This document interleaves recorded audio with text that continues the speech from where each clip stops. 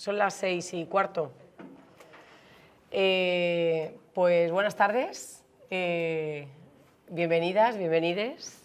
Aquí estamos Camila Rocha Campos y yo. Soy Luisa Fuentes Guaza. Lo de mirar a cámara me da un poco de... Os voy a explicar en qué consiste ese ciclo que vamos a hacer de 4 conversatorios. Hoy vamos a hacer el primero, mañana el segundo y en noviembre, a final de noviembre, haremos el tercero y cuarto. Os voy a situar un poco cuál es la intención, objetivo que tienen estos conversatorios para que podáis situar lo que va a desarrollar tanto Camila como Miroslava. Miroslava está conectada, aquí la veis, a nuestra izquierda, Miroslava Herrera, que nos habla desde Panamá, y ahora la veremos en un ratito un poco más grande, un poco más amplia. Este ciclo de 4 conversatorios se llama Pistas emancipatorias para futuros vivibles y tiene como objetivo plantear estructuras de interpretación alternativas a la construcción que se ha hecho desde la blancocolonialidad, lo que a mí me gusta llamar el blanco maltrato de la colonialidad, porque considero que en el contrato social que nos ha articulado a nivel democrático lleva implícito una especie de neurosis perversa donde se sigue maltratando a determinadas identidades devaluadas o unas identidades que el contrato social devalúa de manera consciente para que se sigan reproduciendo identidades psicoesclavas. Sería como psiconeoesclavas, o sea, como una perversión dentro del contrato social que lo que hace es la continuidad de identidades que van a ir asumiendo lugares de devaluación y todo tipo de trabajos que necesita el contrato social para el sostén y la continuidad de la vida. Entonces, el objetivo de estos seminarios, digo, de estos conversatorios y del encuentro de hoy, es poder identificar estas posibles estructuras de interpretación que nos posibiliten articular prácticas vitales o la interpretación de lo que yo llamo el asunto vital propio, como el asunto vital propio es el conjunto de despliegues que tú vas a desarrollar durante todo tu tránsito por el planeta Tierra. El asunto vital propio, en el asunto vital propio vas a desarrollar despliegues intelectuales, psicoafectivos, afectivos sexuales, reproductivos, activistas medioambientales, espirituales. El asunto vital propio es un continuo despliegue de procesos. Lo que pasa es que el contrato de la blancomodernidad, el maltrato de la blancomodernidad, lo que nos ha hecho creer es que vivimos bajo una ficción donde el único despliegue legítimo es un despliegue en el que nos tenemos que adaptar a unos ejes de producción y utilitarismo. ¿Sí? Bueno, esto lo conocemos todas, todes. Entonces, las estructuras alternativas o las estructuras de interpretación que nos va a ofrecer tanto Camila como Miroslava son estructuras para poder situar nuestro asunto vital propio fuera de los ejes que esta blanco-maltrato-colonialidad y la estructura de cómo ha estructurado, cómo tenemos que vivenciar cada uno de los despliegues, del despliegue del asunto vital propio en el planeta, una vez que estamos aquí en el planeta Tierra y el desarrollo de nuestro asunto vital propio durante el planeta, plantear unas estructuras de interpretación alternativas de nuestra vivencia. Yo identifico 3, que la vivencia, el asunto vital propio, pasa a través de 3 espacios, que luego pueden ser 6, se puede desglosar en más, pero el asunto vital propio se despliega a partir del espacio asunto público, espacio hogar y el espacio viviente tierra. Identifico como estos 3 espacios, lo que pasa es que luego esos espacios se pueden desglosar en más, pero eso en otro lugar. Entonces, voy a dar entrada a Camila, pero me parece fundamental que recibáis la estructura de interpretación que nos va a regalar y compartir Camila, tanto Miroslava como maneras y estrategias para desarticular todos esos psicoconsensos que ha ido construyendo un contrato social que tiene todavía la intención de ir generando identidades devaluadas. Lo que conocemos como contrato social en este contexto democrático, que tiene esos valores y esa inercia como de universalización, sigue escondiendo, sigue teniendo unas vergüenzas que las esconde, con la boca chica, con la boca pequeña, y es que sigue reproduciendo devaluación y sigue de manera intencionada colocando a ciertas identidades en lugares de pérdida. O sea que os invito a que recibáis lo que va a compartir Camila y lo que va a compartir Miroslava como una posibilidad de interpretar nuestro asunto vital propio desde otros ángulos. Camila, bienvenida.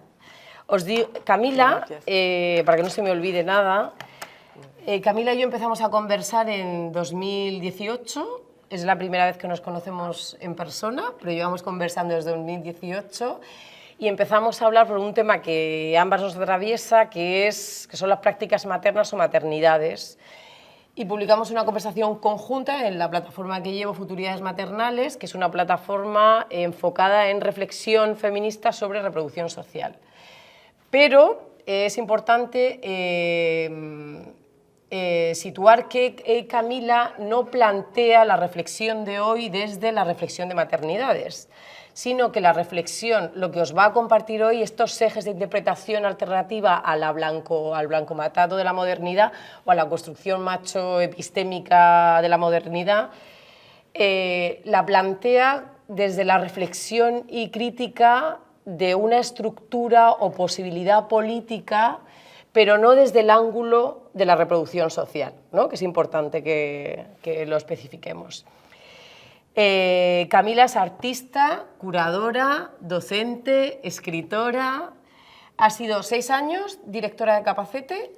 4. Y luego estuviste 2 años trabajando de directora de programa de residencias en el Museo de Arte Moderno de Río de Janeiro. Y actualmente es doctoranda en Goldsmith. Bienvenida, Camila. Gracias. Gracias a todos que están acá con nosotras. Gracias, Miroslava.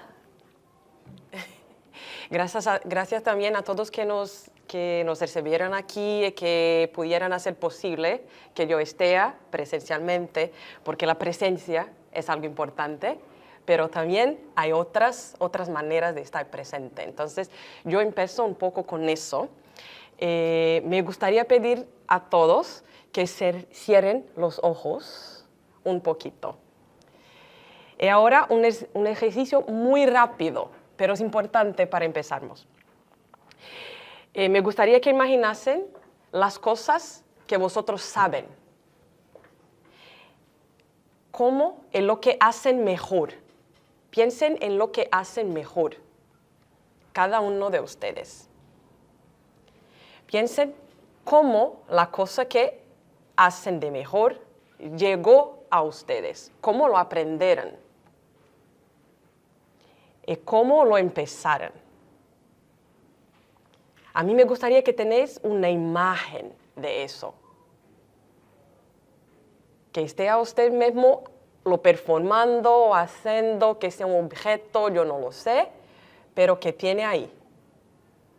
Y que recuerden vos del sentimiento, del placer, de alegría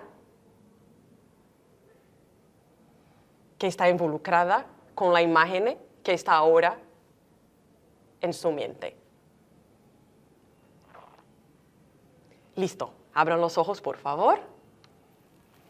Y ahora a mí me gustaría presentaros eso, que es una instalación que se llama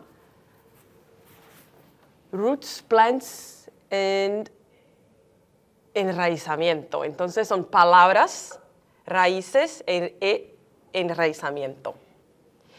Y a mí, cuando yo cierro mis ojos y pienso en todas las cosas que yo aprendí, yo tengo plantas, yo tengo libros, yo tengo una jerarquía distinta de la cual yo aprendí, porque aprendemos todos nosotros por cuenta de la estructura moderna, que es la estructura kantiana, y también marxista, porque esta también lo produce, hace el conocimiento transformarse en producción, ¿no? Y por tanto así tenemos evaluación también de lo que conocemos o no.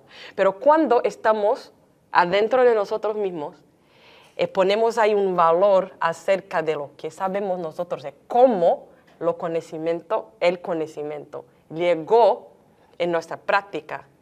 Tenemos cada uno una manera distinta de evaluar, de elegir y de aprender. Entonces, Entonces, la instalación que está ahí, para mí, es cómo tenemos las cosas que son escritas, tenemos las cosas que son habladas, tenemos las cosas que son sentidas, tenemos los sentimientos. Y ahí empiezo a explicar para vos lo que es el quilombismo, o lo que sería el quilombo. Quilombo fuera una institución que empezó, según la historiadora brasileña que se llama Beatriz Nascimento, que empezó en Angola. Era una institución que,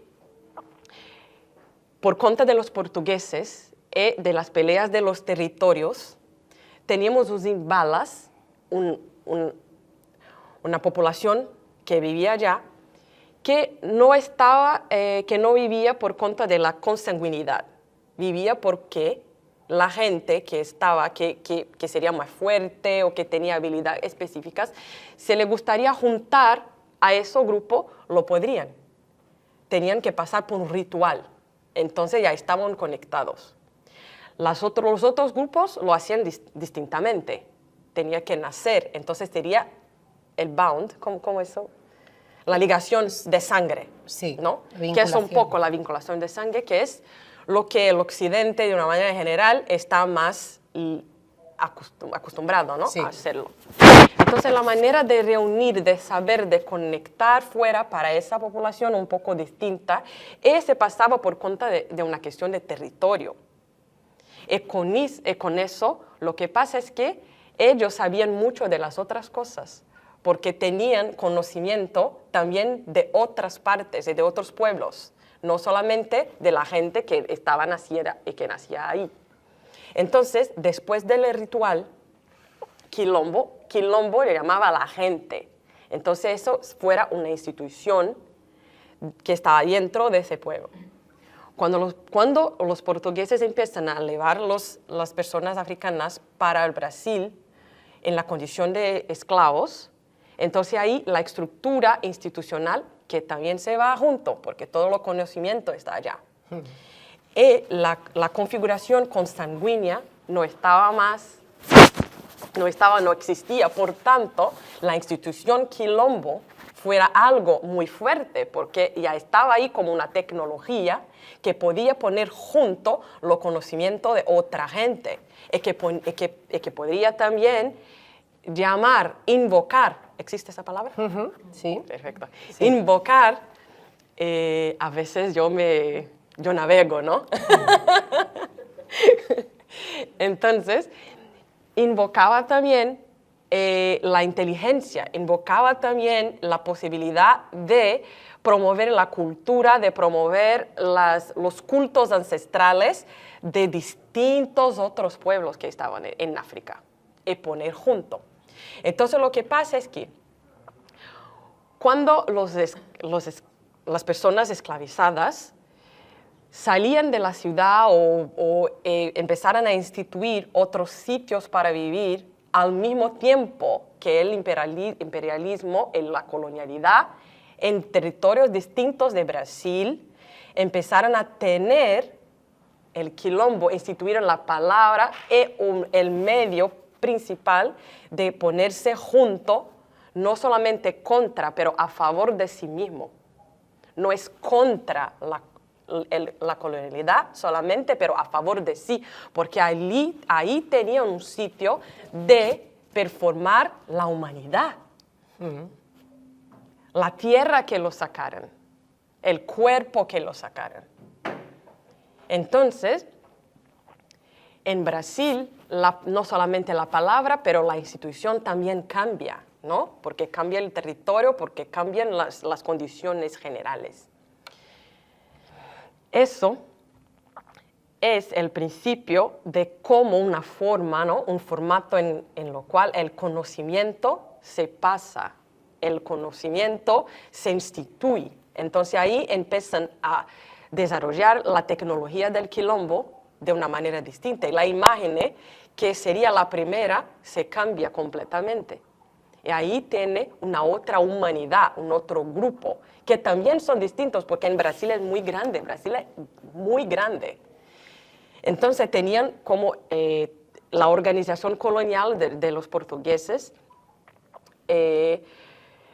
estaba un poco más, podría decir que tenía maneras distintas, porque la geografía, los tipos tenían a veces un poco más de condiciones, un poco menos de violencia, un poco más de violencia. Entonces, todo eso tenía negociaciones que se pasaran de manera distinta. Entonces, yo no estoy aquí para hacerlo lo universal. Estoy aquí para traer la imagen posible de quilombo como algo que ponemos juntos, unos con nosotros, para movernos acerca de aprender cosas, de juntar la tecnología, la inteligencia, los ritos, que están conectados con la tierra, con el cuerpo, con sobrevivencia, con resistencia, pero también con tecnología para avanzar.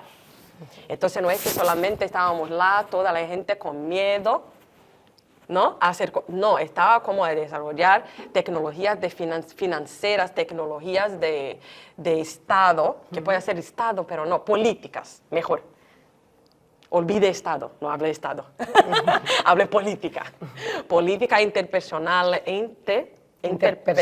interpersonales, políticas de la tierra, porque una vez más, territorios distintos, saberes distintos.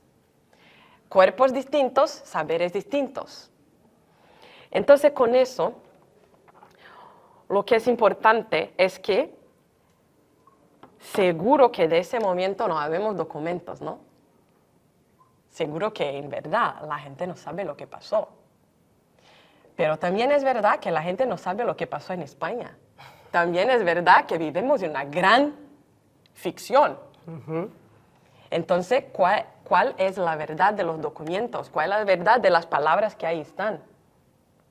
Que puedo tener un dibujo, puedo tener un libro, que sea, pero es una visión, es una imagen que está formulada y construida para que el conocimiento sea el pilar.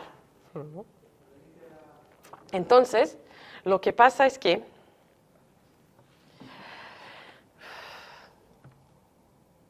Beatriz Nascimento, esa que ha escrito un poco de la historia, puso entonces que una vez que no tenemos, que la violencia se pasa, y que todo eso se pasa, y que la historia misma es ya una construcción. Podemos manejar. Eso es bueno, eso no es eso no es un problema.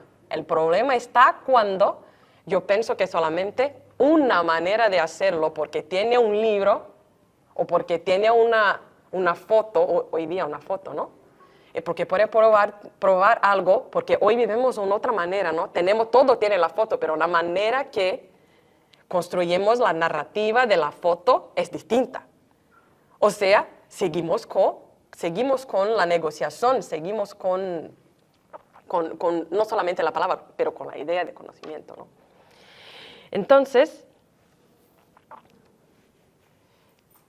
voy a poner todo junto, ¿no?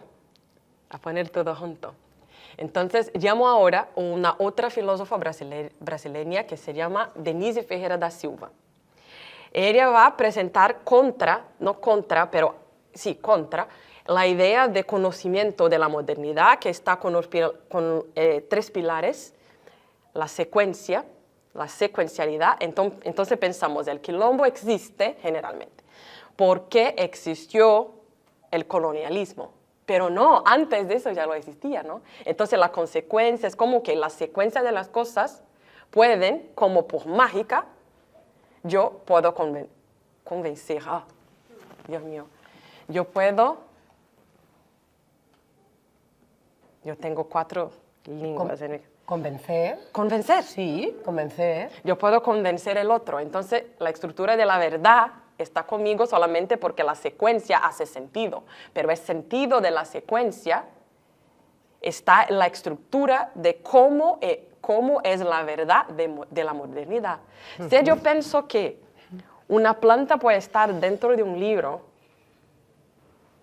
ese objeto no existe como un objeto que todos nosotros sabemos que lo existe. Pero la construcción de los dos juntos es algo que Denise llamó de deep implicancy, profunda implicancia.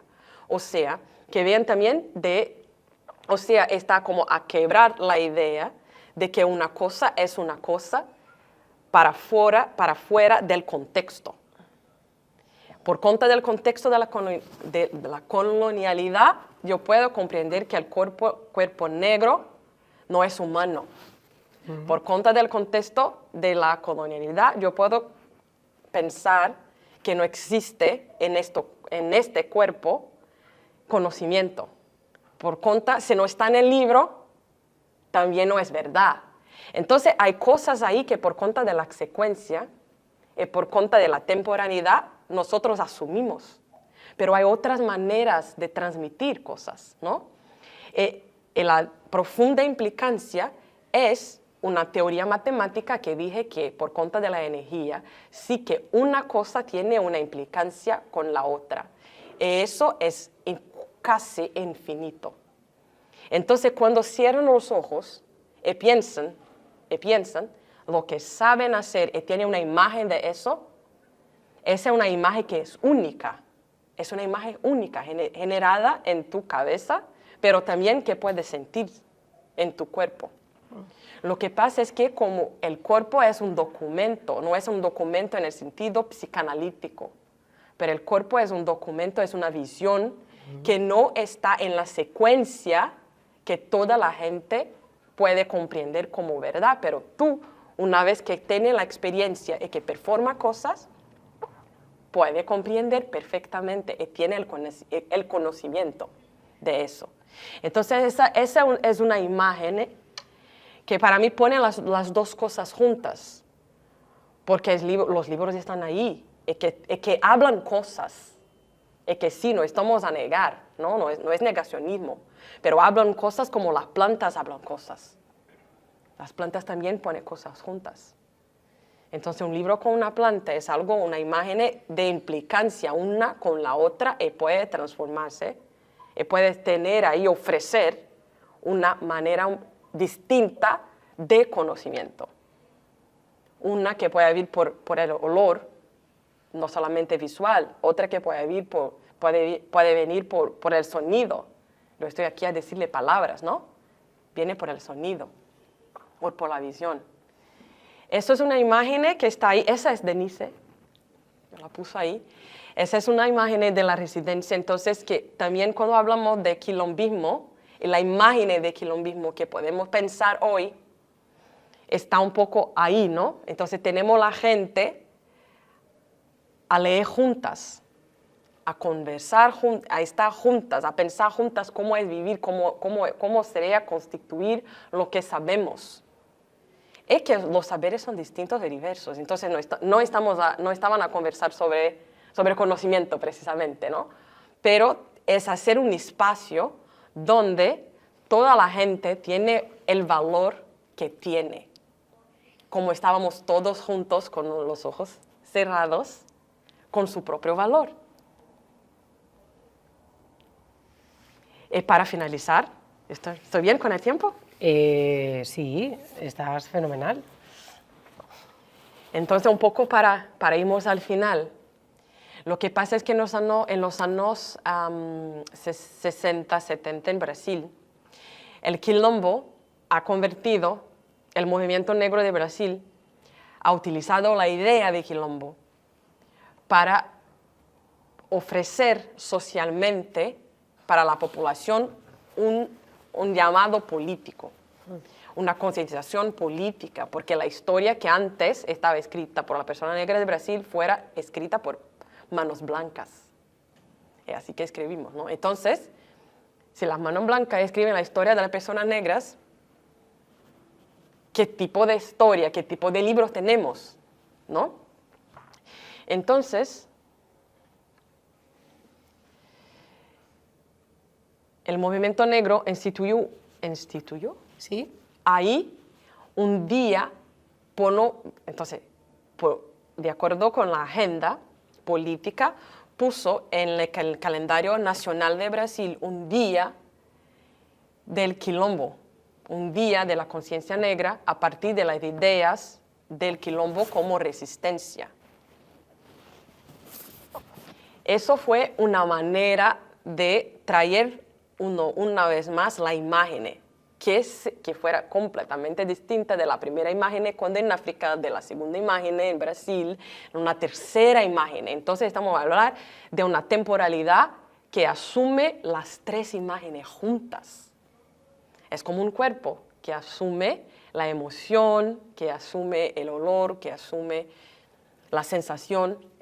Esto es junto. Entonces, la idea de que el tiempo está como una secuencia, una vez más que lo calle, ¿no?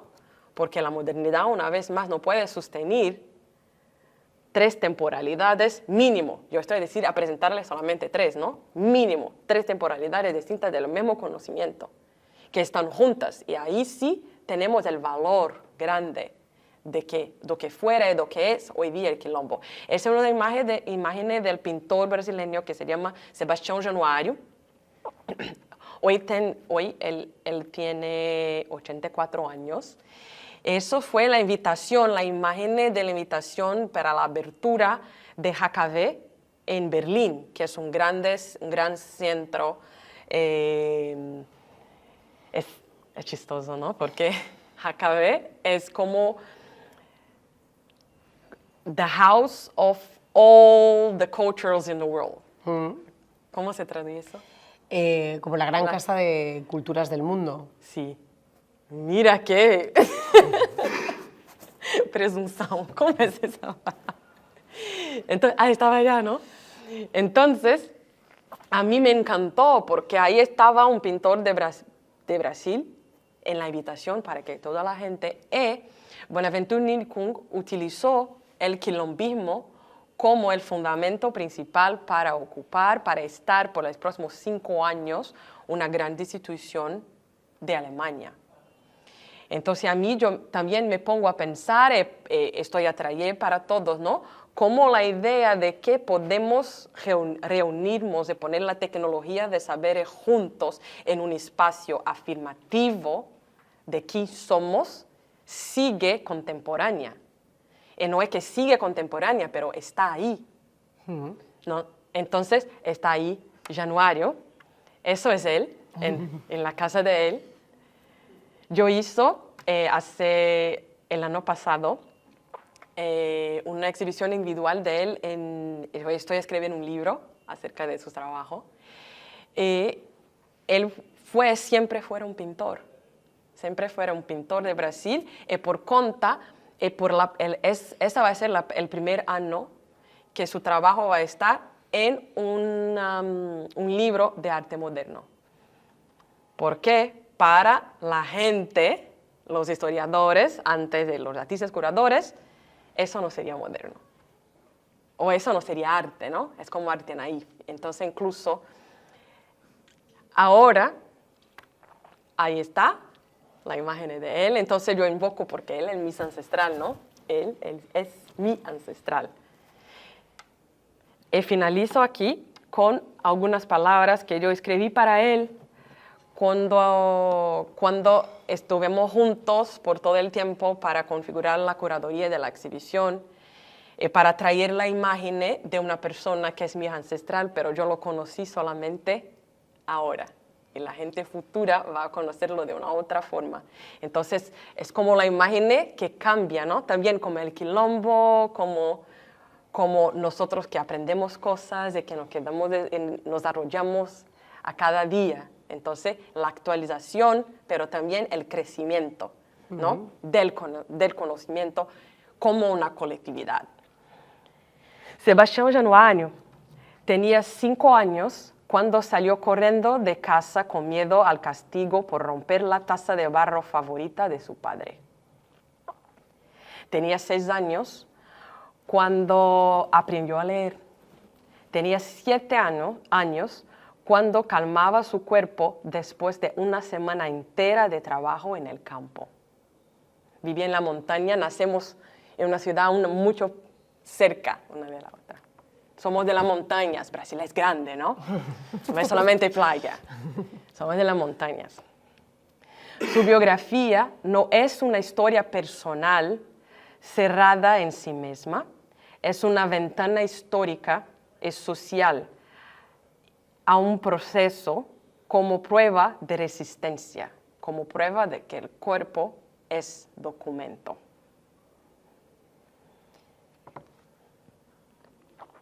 Es eso.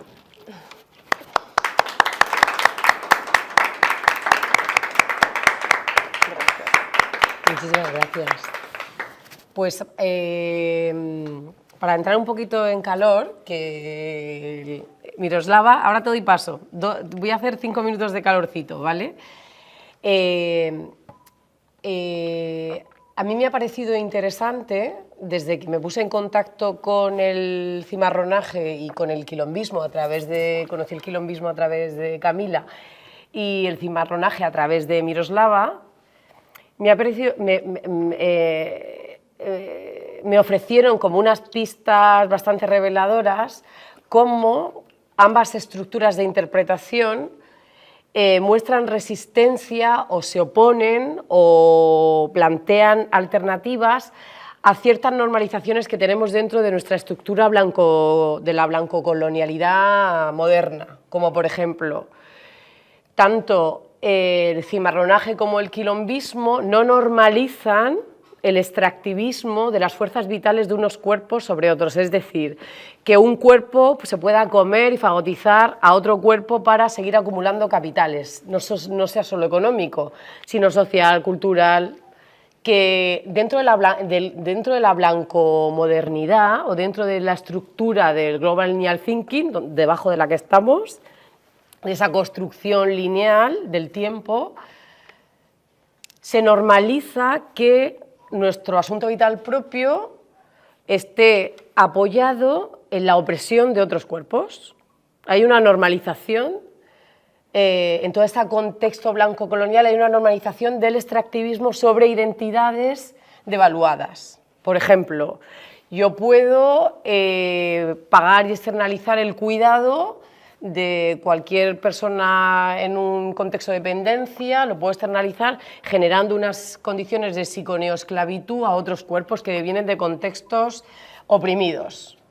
En la blancomodernidad se normaliza los extractivismos y tanto las estructuras que plantea el cimarronaje, la organización social del cimarronaje, como lo poco que sé del quilombismo, se plantean como alternativas a no seguir reproduciendo el extractivismo de unos cuerpos sobre otros, a que unos cuerpos no se coman a otros cuerpos para poder desarrollar su asunto vital propio.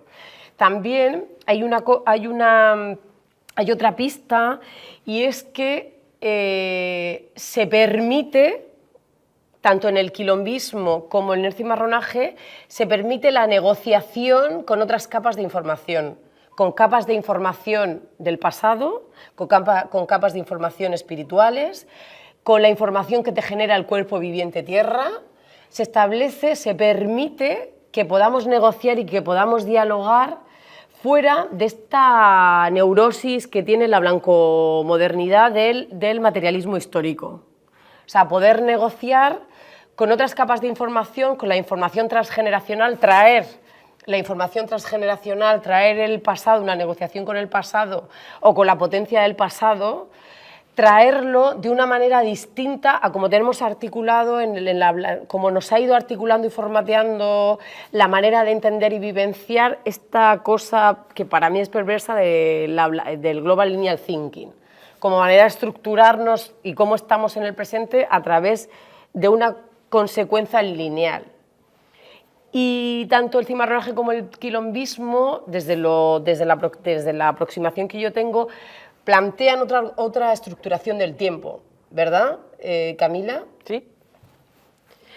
Eso es la última imagen, en verdad, no hablé de ella, puedes ver que está en chino. ¿Chine? Sí, ¿Cómo? chino. Está en chino.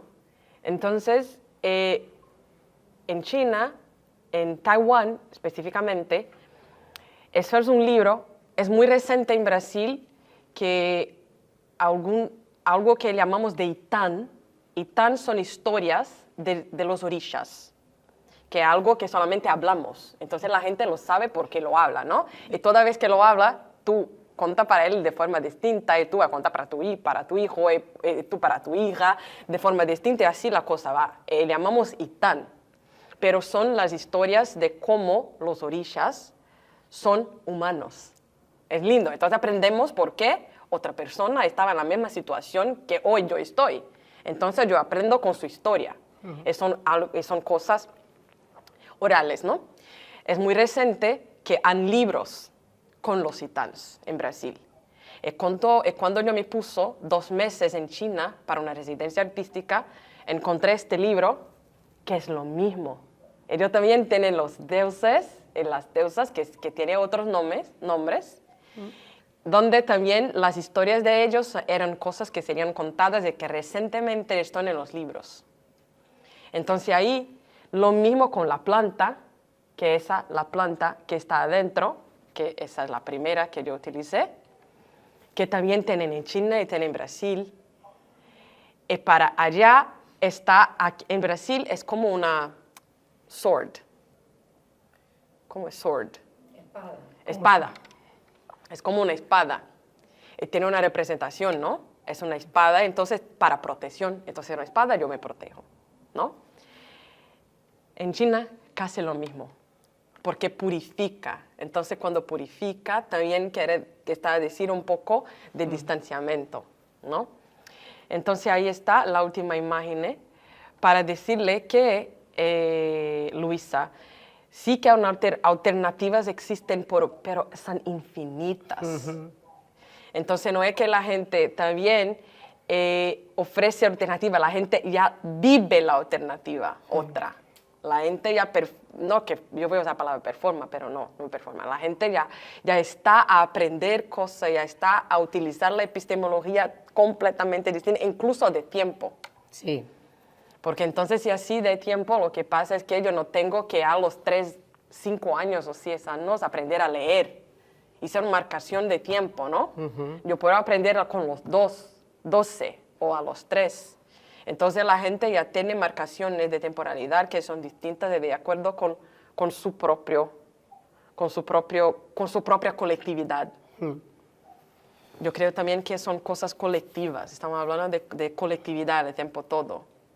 Sí, pero que es interesante cómo frente a una estructura que se impone, o sea, a una estructura colonial que tiende a establecer como ciertos ejes, a universalizar, como ciertos ejes de universalización, ¿no? Como esta paranoia de universalización, como de lo que ha hecho la modernidad de proyectar y construir desde un cuerpo ficticio, universal, homogéneo, que no va a morir, que no enferma, que va a estar siempre en una deriva de acumulación y de deseos, ¿no? Como esta ficción. O sea, a mí me parece, o sea, me ha dado pistas emancipatorias el poder entender que desde el quilombismo y del cimarronaje se ofrecían como actos de resistencia, en lo que tú dices, de organización política alternativa, otras maneras de entender la vivencia, ¿no? La vivencia... ¿Quién somos, no? Y que somos a frente de determinada paisaje. Sí, el paisaje. En una paisaje específica, claro, o distinta. Y eso es algo que alguna vez quiero que hablé con Miroslava. Te damos paso en 2 segundos, Miroslava, en 2 segundos. El paisaje, creo que eso lo hemos hablado alguna vez con Miroslava. Yo, por ejemplo, que soy del sur, de Murcia, y he tenido una relación continua con el paisaje me articula a nivel identitario, o sea, tengo como una afectación profunda del paisaje y en el paisaje se activa, o sea, como que hay una profundidad mía identitaria que encaja un sentido cuando estoy en relación con ese paisaje. O sea, el paisaje me conforma. Es como si a nivel identitario, cuando estoy en ese paisaje, hay una traslación de mi ser al paisaje, hay una transferencia. Una relación, sí, Una una transferencia. relación.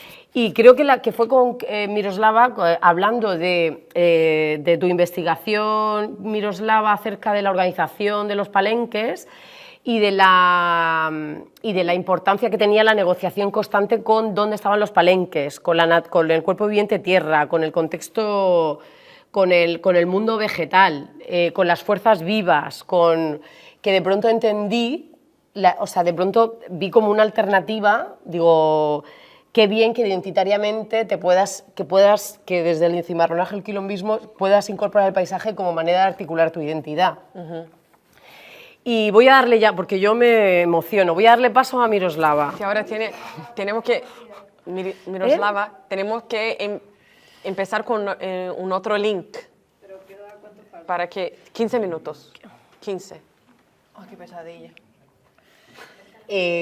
Pues mientras estamos resolviendo los problemas técnicos, también es curioso cómo dentro de la organización social o de las posibles estructuras políticas que ofrece el quilombismo y el cimarronaje, también se desmonta esta cosa blanco-occidental de la obligatoriedad consanguínea, de que la estructura social dependa de la jerarquización que plantea el pater familias, porque toda nuestra organización, el contrato social actual, el pater familias dentro del Código Civil al día de hoy sigue teniendo como una presencia estructural, se mide a partir del pater familias, aunque tengamos políticas igualitarias y pero esa estructura paterlineal, consanguínea, el pater como continuación del patrimonio, no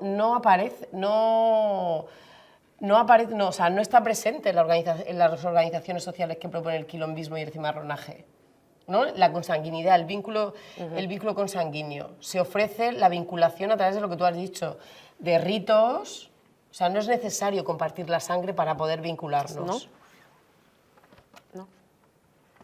A mí hay una pista para poder desmontar toda la estructura. Es que a nivel jurídico, actualmente, si te metes a analizar cómo se ha estructurado el Código Civil, alucinas de la presencia que sigue teniendo el pater familias.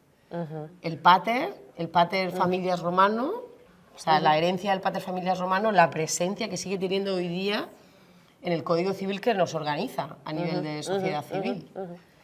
Pues os presento a Miroslava Herrera. Miroslava, ¿los ves? Sí. Miroslava es comunicadora social, cantante. En 2018, Miroslava, fue cuando estuviste nominada al Grammy, ¿no? ¿Sí? Con el grupo Afrodisíaco. Y también es gestora cultural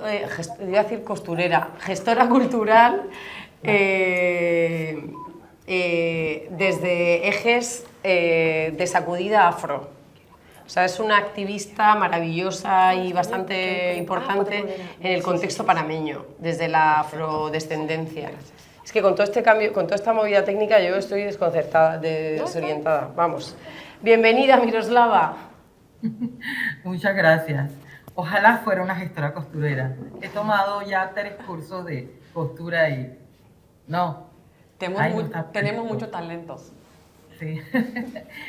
Muchas gracias por la invitación. Estoy muy honrada de compartir este relato sobre el cimarronaje, de haberme nutrido de esta visión del quilombismo. Es muy rica. Todavía tengo algunos conceptos que me están rebotando en la cabeza. Y quiero compartir, quiero sumar a eso este regalo histórico que es el cimarronaje. Y al final pues les voy a compartir por qué es un regalo que debemos tomar como individuos y como colectivos. El cimarronaje, voy a darles primero un contexto histórico, porque es importante entender por qué sucede el cimarronaje y bajo qué parámetros se da. Cuando en 1500 ya la colonia, la conquista se está asentando en estos, y está descubriendo estos puntos importantes donde hay intercambio de bienes, bueno, un intercambio forzado de bienes entre España, Portugal y América. Hay una humanidad que empieza a cambiar sus contactos. El cimarronaje es un producto del siglo XVI. Sin embargo, se sigue dando a lo largo del siglo XVI, XVII y XVIII, y hasta bien entrado el siglo XIX, cuando en toda América llega la abolición de la esclavitud. Sucede que cuando a finales, mediados del siglo XVI, Bartolomé de las Casas hace su apología ante la corona por el maltrato que se le estaba dando a los pueblos originarios, se decide que viene la abolición de la esclavitud originaria. ¿Qué provoca esto? Habían trabajos que se tenían que hacer porque los conquistadores estaban construyendo una nueva España, un nuevo imperio en una tierra nueva, pero había que trabajar. Entonces, estos trabajos, como los pueblos originarios fueron muy afectados por el tema, ya lo sabemos, de las enfermedades y del maltrato, la iglesia en ese momento decide, bueno, vamos a abolir la esclavitud de los pueblos originarios y vamos a importar, vamos a secuestrar personas de África y las vamos a traer en una importación masiva al Nuevo Mundo. Nadie se pone de acuerdo con las cantidades. Unos dicen que 11 millones, otros dicen que 6, otros dicen que 2. Lo cierto es que estas personas que llegaron a América, inmediatamente que ellos llegan, se da esta primera lección fundamental que tomamos del cimarronaje y la esclavitud. La condición natural del ser humano es de libertad, es de ser libre, porque la condición de la esclavitud no es natural, no es una negociación, no es algo que aceptamos. Entonces, estas primeras personas que llegan para ser esclavizadas vienen a construir caminos, a trabajar en minas, a bucear por perlas. Y quiero decir que el tema del cimarronaje no solamente se da en Panamá, se da en todos los lugares donde hay secuestro e importación de personas esclavizadas. Sin embargo, en Panamá hay unas características especiales por lo angosto de su territorio y por ser ese puente donde se traficaban personas hacia el sur, hacia la costa pacífica de Suramérica y Norteamérica. Y entonces este paso a través de Portobelo y la feria de Portobelo, primero Nombre de Dios y luego Portobelo, es lo que le da al cimarronaje unas características especiales que vamos a ir viendo. Los primeros 1000 personas esclavizadas llegan en 1527 y luego empieza esta masividad a llegar.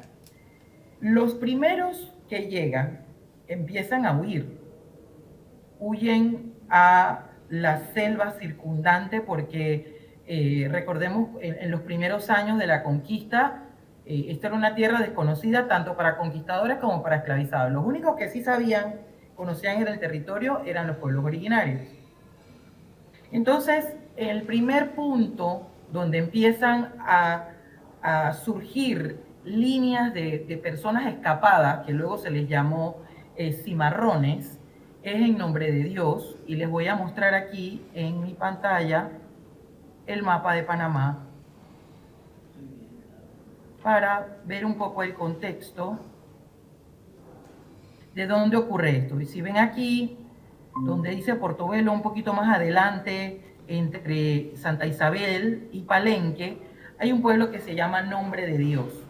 Y este es el primer lugar donde empieza el acopio y la distribución de todo esto que va a llevar después de 1513 hacia el otro lado del océano, en la bahía de Panamá, para la fundación de la ciudad de Panamá, que luego sería por un incendio movida en el siglo XVII. Pero es este paso entre mar y mar donde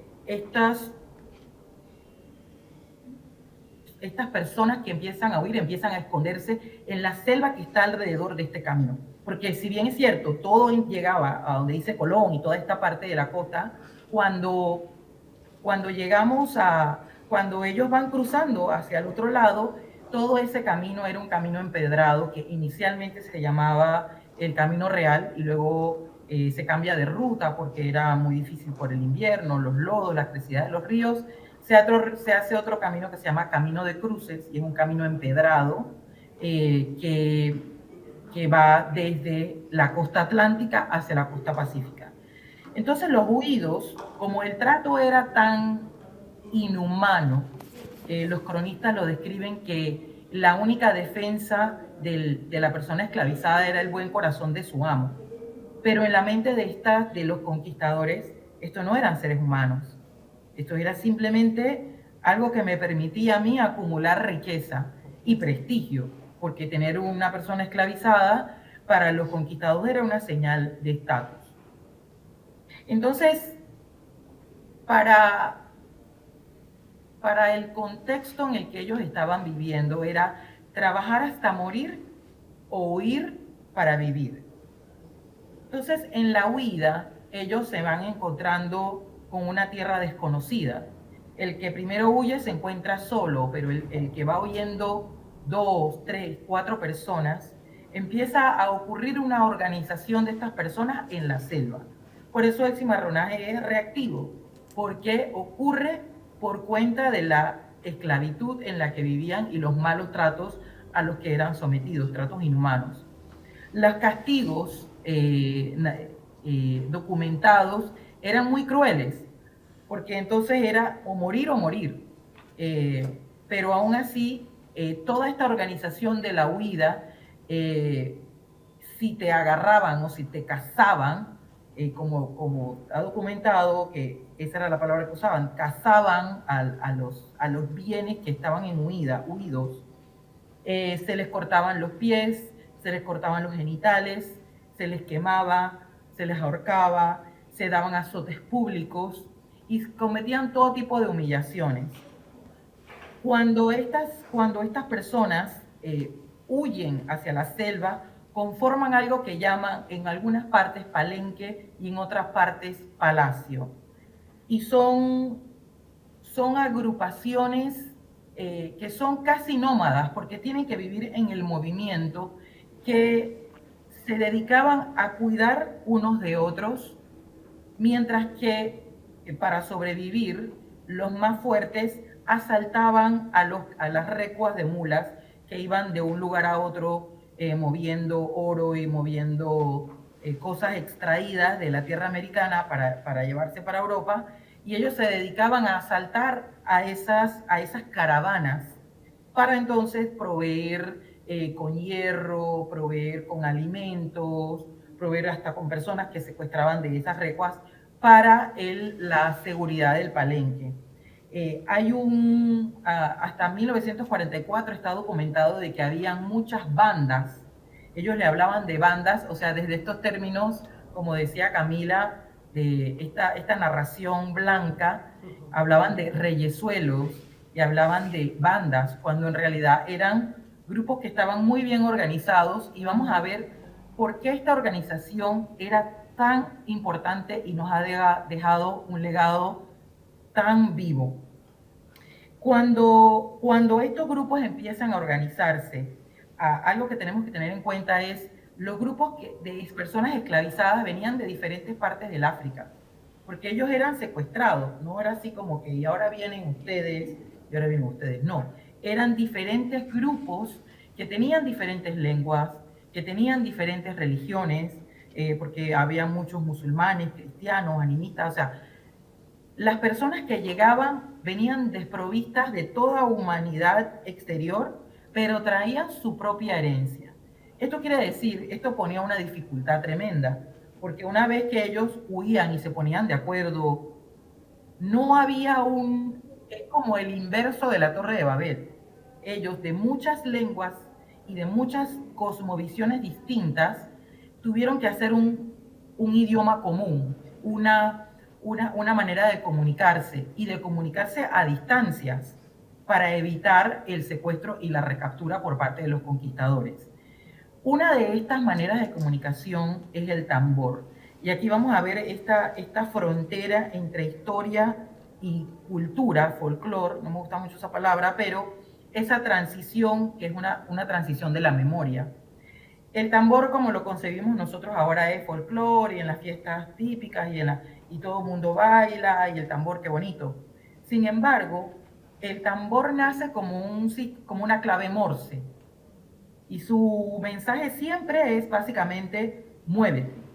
Muévete porque viene el enemigo, y consistía en que una de las personas huidas llevaba un tamborcito pequeño que llamaban un picador, y que con eso comunicaba con una serie de claves, de golpes, a quienes estuviesen todavía esclavizados o a quienes estuviesen en la selva, huyendo. Mensajes claves de, por ejemplo, dónde está el agua, dónde está la comida, por dónde viene la recua, están activados. Entonces esta comunicación les permitía poder salvar las distancias y salvar esas diferencias que poco a poco se fueron integrando en una manera de comunicarse. Y es aquí donde con el pasar de los siglos, esto es una historia de 400 años, empieza a convertirse en una herramienta de recordación y empiezan a surgir ya no mensajes aislados, sino frases completas que quedan ahora como canciones. Hay algunos cronistas, y les voy a mostrar aquí en los libros que he estado usando les voy a mostrar acá, entre los libros que usé como bibliografía, hay muchísima bibliografía en cuanto al cimarronaje, en su mayoría una visión blanca.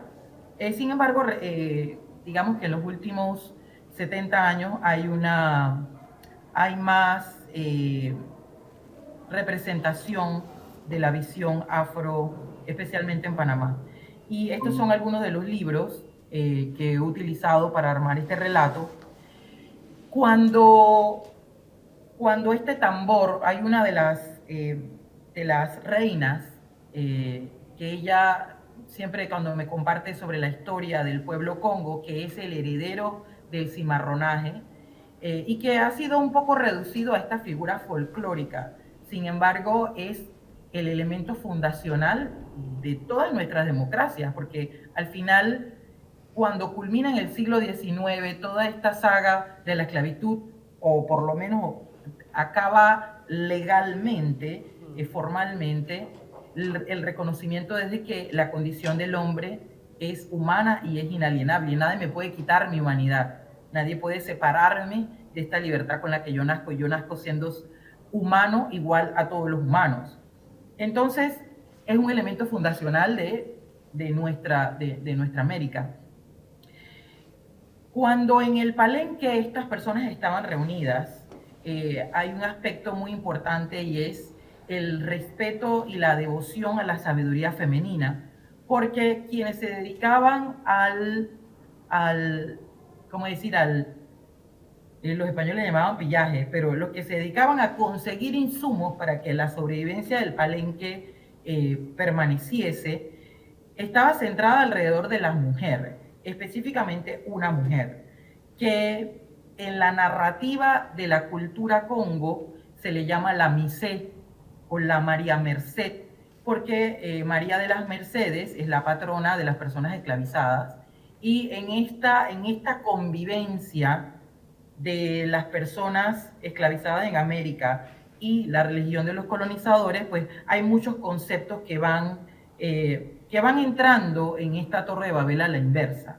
Entonces esta Misé es la que organiza en el Palenque esta sobrevivencia que empieza a tener niños, niñas, adolescentes y personas todas de diferentes orígenes que sobreviven gracias a la sabiduría de esta mujer, que es la que administra las cuentas y administra los movimientos, y es quien recibe también los mensajes de los tambores.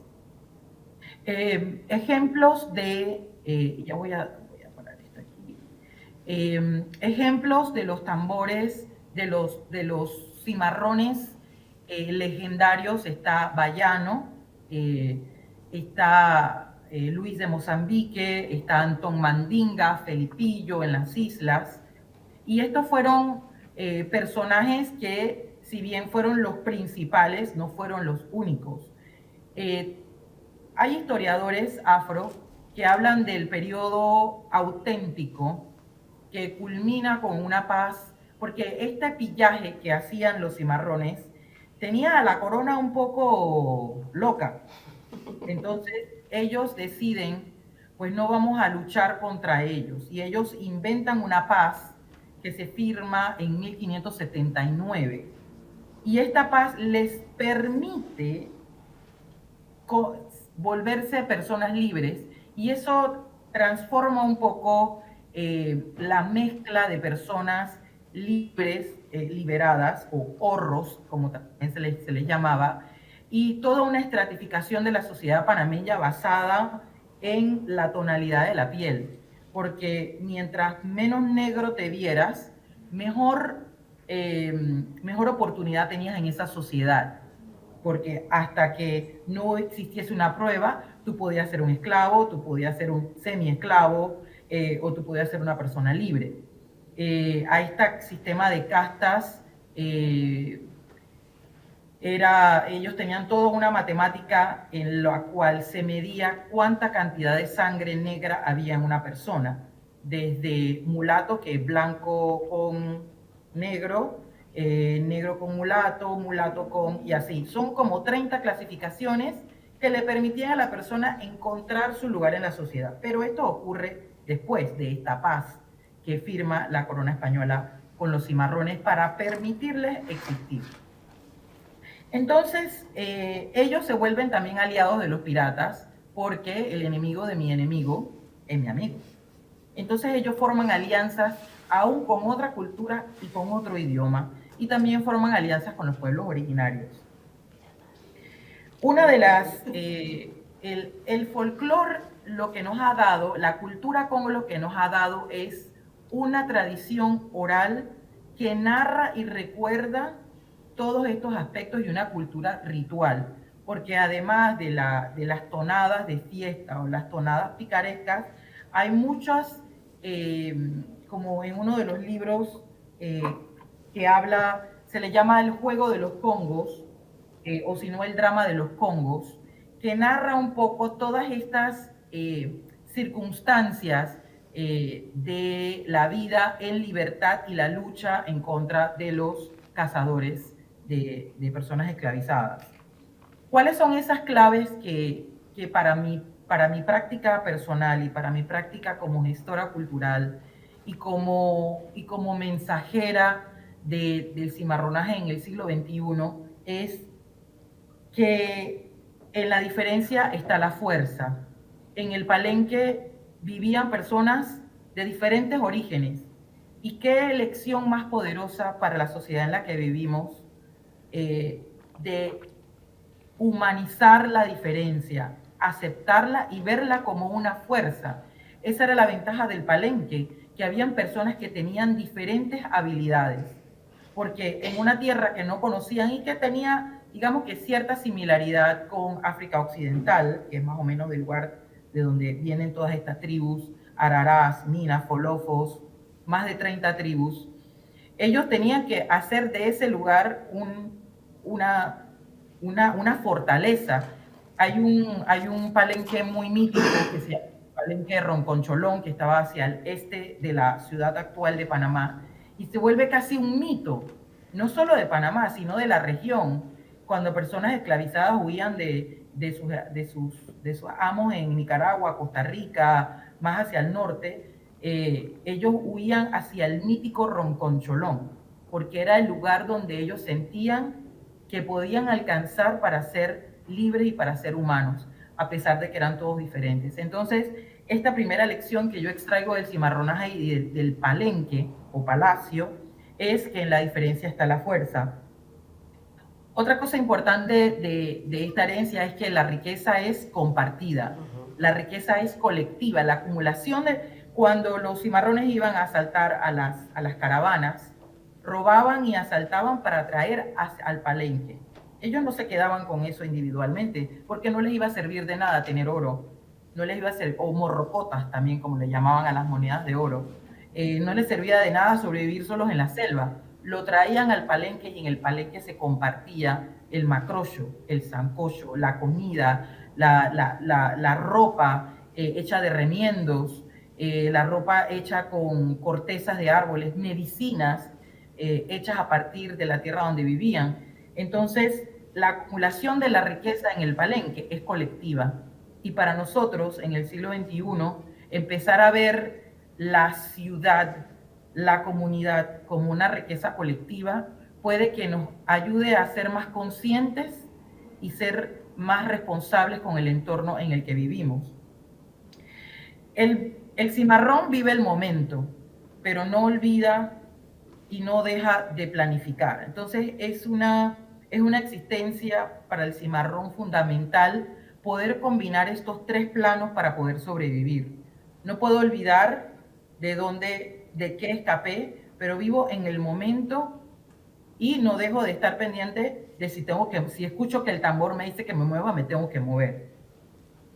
La cultura Congo nos ha traído esta memoria y es lo que nos permite sobrevivir.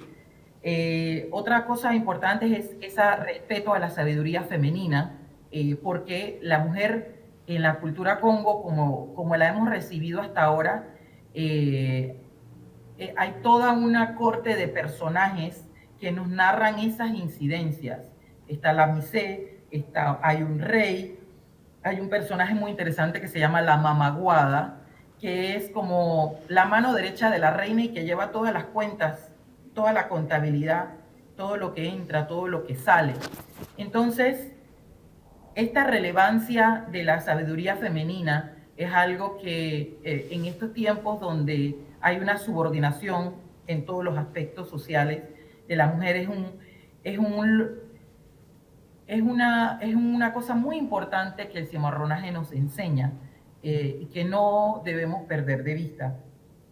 Otro de los principios es la crueldad del amo y la traición del propio. El amo siempre es cruel, no hay amos benevolentes, porque eso es algo que va en contra de la humanidad. Si yo tengo que imponer mi voluntad por encima de otra persona, eso ya es cruel. Así que el palenque nos demuestra pues, que con la propia voluntad podemos huir, agruparnos, y todo esto es reactivo. A diferencia un poco del quilombismo que viaja. El cimarronaje es enteramente americano. Y entre los cantos que todavía tenemos, quiero finalizar diciéndoles unas líneas de un canto que inicia la temporada Congo. La temporada de la cultura Congo inicia con la noche de San Sebastián, la noche del 19 de enero, todos los años, y permanece hasta la fiesta del carnaval, que es el inicio de la cuaresma, usualmente hasta febrero, son 40 días. Y la temporada abre con este canto que dice: esta tierra de quien es, de todo el mundo es. Y ese es, digamos que mi lección final del cimarronaje, que es que esta tierra nos pertenece a todos. Y quiero decirles que en Panamá en estos días tenemos una situación violenta en las calles porque el pueblo está manifestándose en contra de la minería, porque el pueblo está rechazando un contrato minero y ha traído a la palestra cantos, bailes tanto de los pueblos originarios como de los pueblos afro, reivindicando la dependencia de la naturaleza. Cuando suena el tambor, y esto en las palabras de la misé de la ciudad de Panamá, cuando suena el tambor se dispersa la energía negativa del egoísmo y nos conectamos con la fuerza de nuestra madre tierra. Para eso suena el tambor y esa es la lección con la que quiero dejarlo, que esta tierra nos pertenece, vivimos de ella y vivimos con ella y usarla lo único que nos trae es siglos y siglos de extractivismo y blanco maltrato, que me gustó esa palabra, Así que el Palenque vive en la naturaleza, la protege, cuida las fuentes de agua, porque los palenques estaban ubicados o en la playa o cerca de los ríos. Así que esta tierra, ¿de quién es? De todo el mundo es.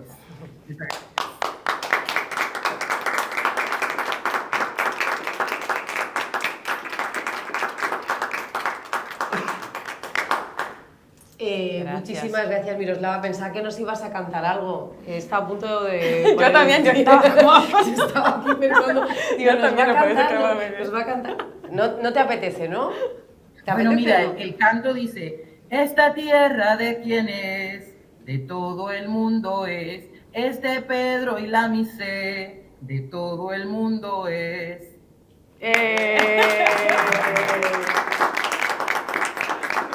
Gracias, hermosa. Pues ahora abrimos, nos queda un ratito, unos 20 minutitos para conversar con todas las que estáis aquí. ¿Os apetece? Tenemos una pregunta. Entonces yo puedo inferir que la estructura del Palenque era un matriarcado. ¿Escuchaste? Miroslava? Miroslava, la pregunta es que si la estructura del Palenque era un matriarcado. Les pregunta un invitado que está aquí en el público si la estructura del Palenque era matriarcal. Definitivamente que era una cultura matriarcal, porque los palenques aún sobreviven, ya no como antes, pero la forma cultural que ellos tienen y que ellos empezaron a tener necesariamente tenía que ser matriarcal, porque los hombres estaban, digamos que, buscando el sustento, protegiendo el palenque, pero quien administraba la vida en el palenque estaba alrededor de la mujer. Y la cultura, la que imparte los juicios, la que imparte las sentencias, es la reina, es la misé. Así que está muy alrededor. Los personajes principales del drama Congo es la reina y las meninas, le dicen las meninas, que son sus hijas, la mamaguada, que es la que lleva las cuentas. Hay toda una serie de personajes que nos narran, que son memorias que vienen a través de los cantos y las tonadas y de los secretos, porque es una cultura ritual, así que hay muchas cosas que si uno no está en la cultura o uno no conoce el lenguaje, yo conozco algunas de las palabras, sancocho, sé decir cerveza, que se dice mambresa, para que se lo lleven, pero estaba todo en base a la mujer. Y por ejemplo, en la portada de este libro, que ven aquí, esta es la reina, y a la reina se le cubría la cara para que no la reconocieran y no supieran, los españoles no supiesen quién era. Para proteger su identidad, porque era una pieza clave. Así que ella siempre en las representaciones sale con la cara cubierta. Yo quería hacer otra pregunta, yo no quiero monopolizar, si realmente los conquistadores versus el ejército que conquistaba eran católicos, apostólicos, romanos, ¿cómo es que hicieron ese tipo de salvajadas? Miroslava, pregunta el invitado que te acaba de preguntar sobre la organización matriarcal de los palenques, cómo los conquistadores, siendo, ¿cómo ha dicho usted?, católicos, apostólicos y romanos, cómo cometieron tal salvajada o cómo estuvieron reproduciendo la crueldad, ¿no?, de manera sistemática. Bueno, debemos recordar que este concepto de la humanidad, de la igualdad, de la fraternidad, es un concepto que va evolucionando muy lentamente. Y en el siglo XVI todavía guardamos muchas cosas de la Edad Media. Así que los conquistadores vienen con una idea de superioridad que les daba precisamente la religión y consideraban a los originarios y a los africanos como cosas. Y así que esto les daba como cierta licencia. Es más, hay un historiador hay un libro muy bueno que si les interesa la biografía se llama La tragedia del color en el Panamá colonial. Él narra al inicio cómo... ¿será que era aquí? Cómo ellos dependían de la voluntad, del buen corazón del amo, porque ellos venían a trabajar, venían a construir ciudades, venían a... Y el permiso era el propio, la propia religión la que les daba el permiso para ser crueles. Y estaban lejos del Papa. O sea, ellos estaban allá, ellos estaban lejos. Hay un documento, puedo también responderte, hay un documento del Vaticano, es un concilio que dije que, y es justificado, ¿no? Que dije por la cor de la piel, entonces por contra de la cor de la piel no hay humanidad. Entonces es una cosa que está justificado por cuenta del Papa. Entonces hay licencia, hay permiso, ¿no? Hay permiso para hacerlo.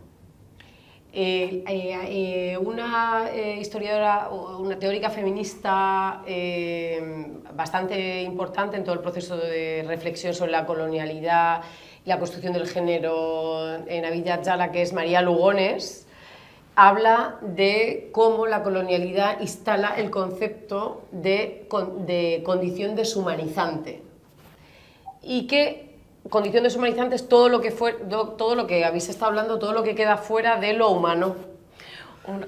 Pero que María Lugones habla que esa condición deshumanizante continúa hoy día hacia ciertas identidades que el propio sistema social, el contrato social, no le interesa que políticamente adquieran su plena capacidad política, jurídica, para que sean plenos sujetos políticos. Les interesa que sigan en esa condición deshumanizante para continuar con el blancomaltrato de la modernidad, es decir, para asumir un tipo de trabajos, un tipo de cargas, un tipo de evaluación que al paterestado, al blanco paterestado, todavía le conviene. Y María Lugones habla que en esta perversión de la blancomodernidad, esa condición deshumanizante sigue con la boca pequeña, pero sigue funcionando.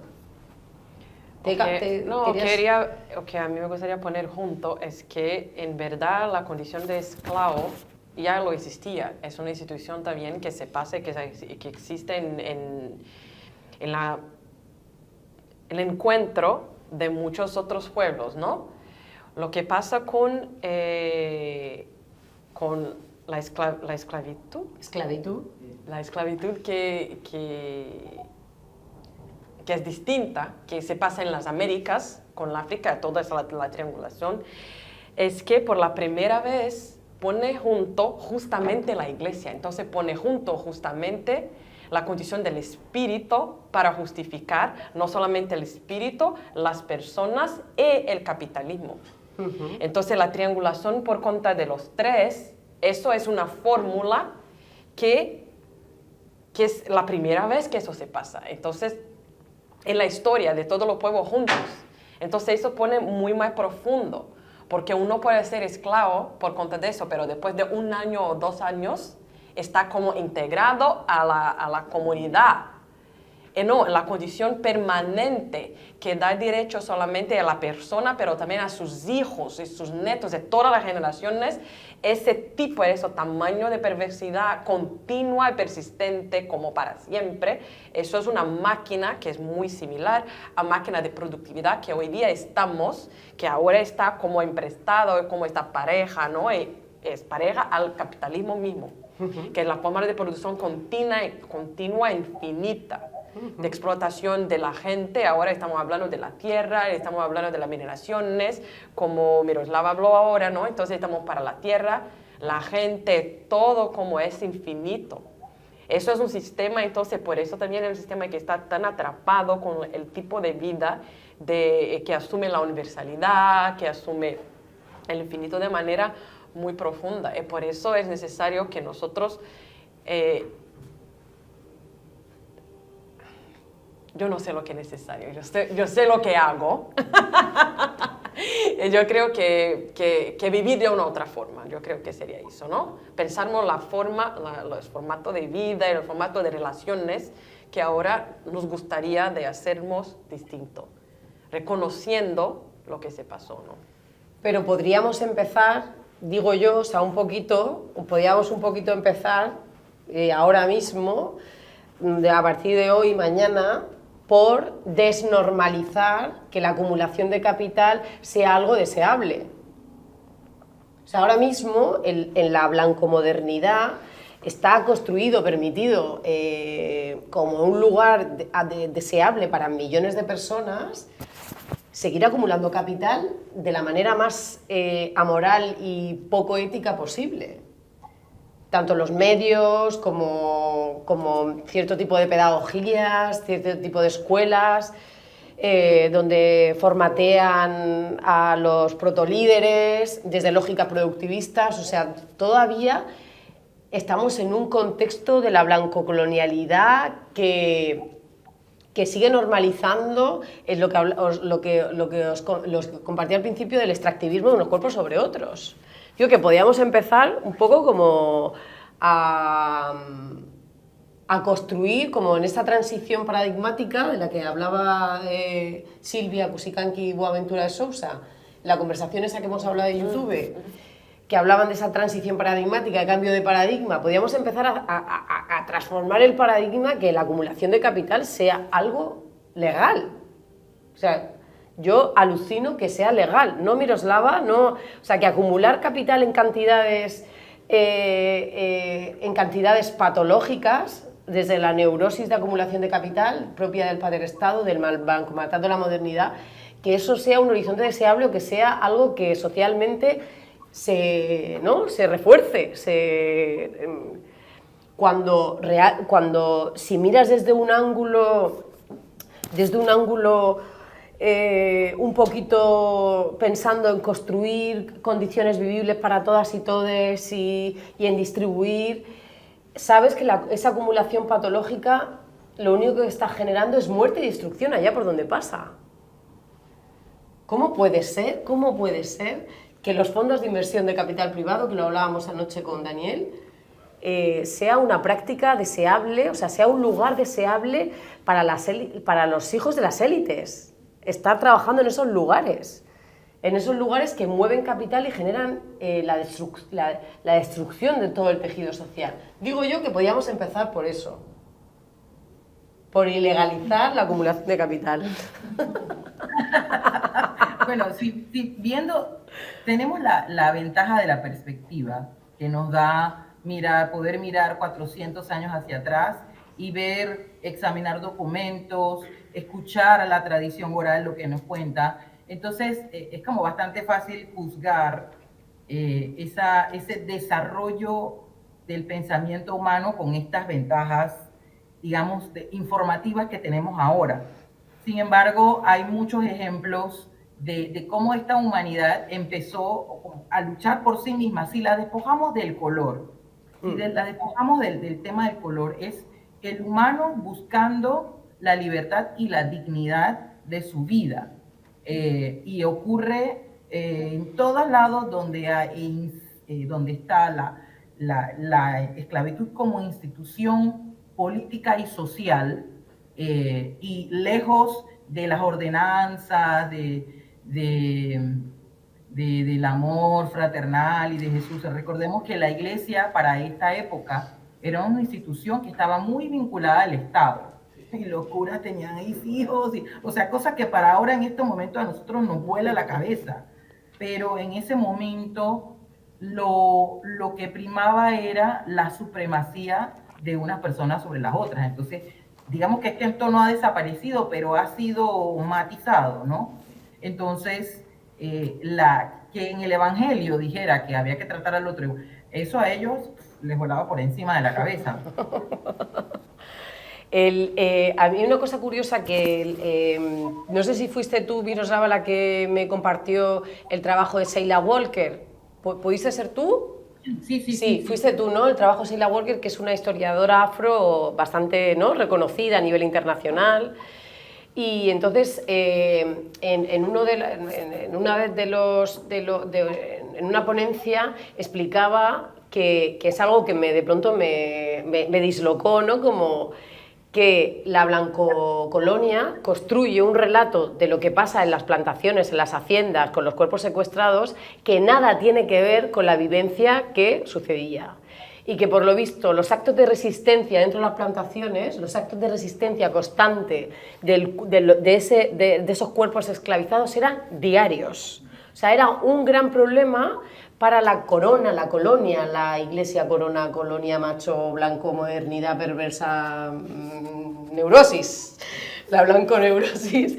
Era un problema constante que según Sheila, si yo lo entendí bien, que no narraba, fíjate tú qué perversión, que desde la propia iglesia había instrucciones precisas de que no se narrase públicamente que estaba sucediendo eso.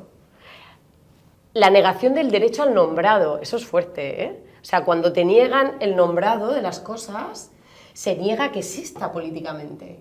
Pero eso no solamente la iglesia, también existían contratos jurídicos que siempre estuvieran. Entonces los abogados de todos los jueces, de toda la gente, sí, también estaba a poner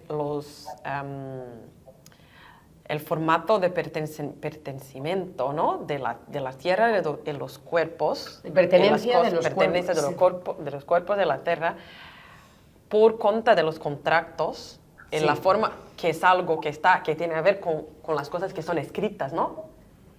Entonces la gente antes lo decía, mi tierra es esa desde aquí, desde aquí. Entonces con los contratos, con la forma escrita también puede tener más, tener acerca del otro. Entonces jueces, de toda la ley está también escrita para la gente que puede manejarla. Entonces, mira, hay un momento histórico muy interesante que es cuando en 1579, como la corona está ya fastidiada de lidiar con los cimarrones, hace una paz y les dice, bueno, ustedes pueden vivir aquí y nosotros les vamos a pagar por el trabajo, pero de todo lo que le paguemos, ustedes tienen que dar la mitad como un impuesto. ¿Parece familiar? Sí. Permanece. Sí. Te puedo contar otra. No, continúa. Continúa, porque tiene otra. El día en que la princesa Isabel de Brasil, ¿no?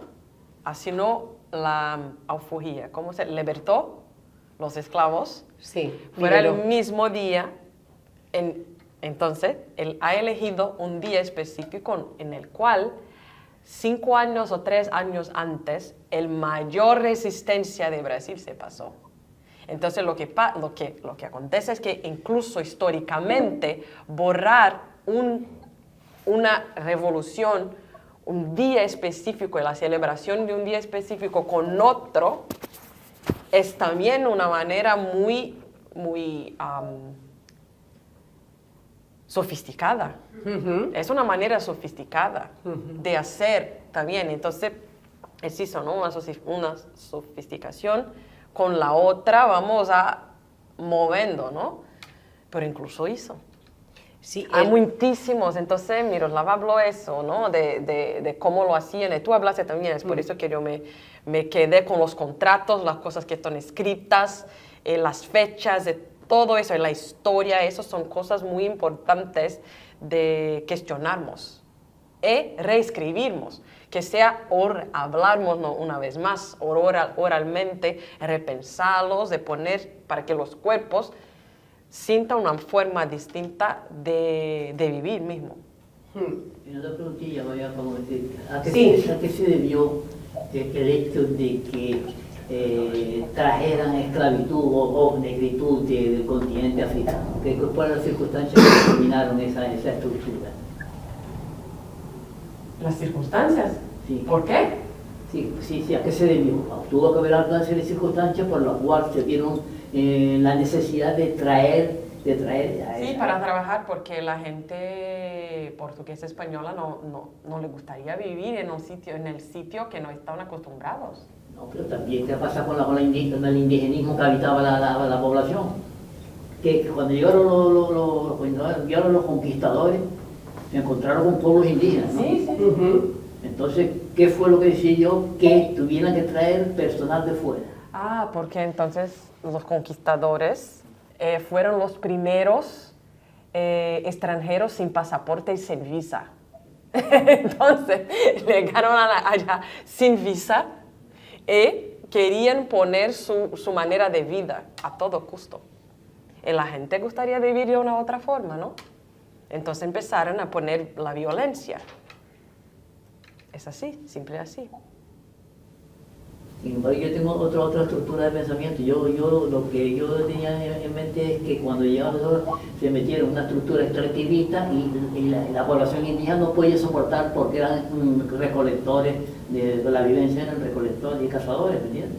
Entonces, creo que al meterlo en las minas, caían como moscas, entonces se vieron las circunstancias de traer negritud del continente en gran escala para aumentar los trabajos y las haciendas y su sí. Esa es una narrativa. ¿Escuchas, Miroslava? ¿Has escuchado algo? No mucho, no mucho. Pero no hay necesidad Sí. de repetir, porque eso es una narrativa, ¿no?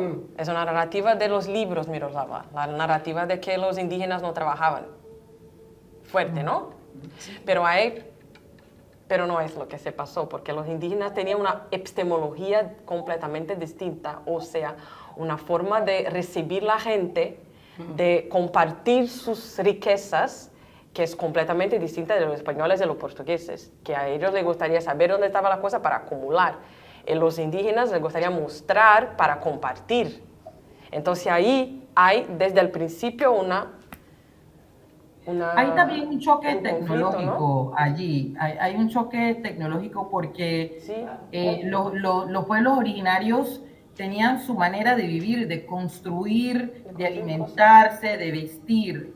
Entonces, cuando vienen los conquistadores, ellos vienen con su vestido, con su idea de casa, con su idea de establecimiento, con unas ciudades europeas en mente, que no necesariamente eran las más adecuadas para el entorno al cual estaban llegando.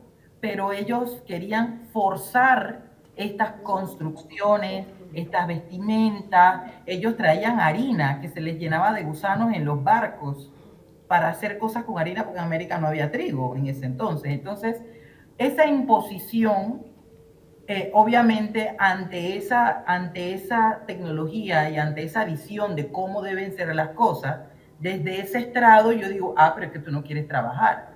Pero el originario sabe que a las 2 de la tarde no se trabaja porque el sol te va a dañar, ¿me entiendes? Es como una negación de la sabiduría originaria de casas sobre pilotes, entonces es como, claro, si para mí la casa debe ser de piedra, tú eres un vago porque no quieres construir una casa de piedra, cuando yo sé que la casa de piedra no es la más adecuada y no construyo casa de piedra. Tampoco tengo las herramientas para hacerlo. Entonces es un poco el tema de la imposición y de cómo, como bien señala Camila, la narrativa. Ellos decían, no, estos son unos vagos, pero me estoy enfrentando a una tecnología foránea, me estoy enfrentando a unas enfermedades que nunca habíamos padecido. Entonces, ellos están en una desventaja tremenda ante la fuerza y sobre todo ante el uso de la fuerza y la violencia. Claro, pero no eran violentos entre ellos, Sí. no es que ellos no eran, pero ellos estaban, digamos que, en el mismo nivel. Claro, porque son epistemologías distintas.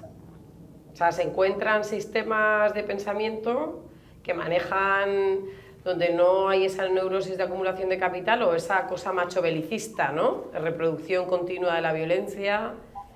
Hay una cosa curiosa y es como, que me la traigo al día de hoy, es como el paterestado sigue normalizando los trabajos forzados, la explotación de nuestros cuerpos, y si no asumes esas lógicas, entonces eres una vaga o eres un vago. O sea, hay una lógica, continúa desde esta blanco mandato de la modernidad, que cuando tú no te ajustas a las machoexigencias del paterestado y no le estás generando el capital que le interesa, entonces te coloca en un lugar de evaluación de es que a ti lo que no te gusta es trabajar, por ejemplo, ¿no? Como conectando con esa construcción... El pobre es pobre porque quiere. El pobre es pobre porque quiere, ¿no? Como esa devaluación, esa expulsión, cuando no te adaptas a toda su estructura productivista y asumes esa condición de psicoesclavitud. Para mí la manera perversa que continúa es que ahora la colonización es psicocolonización.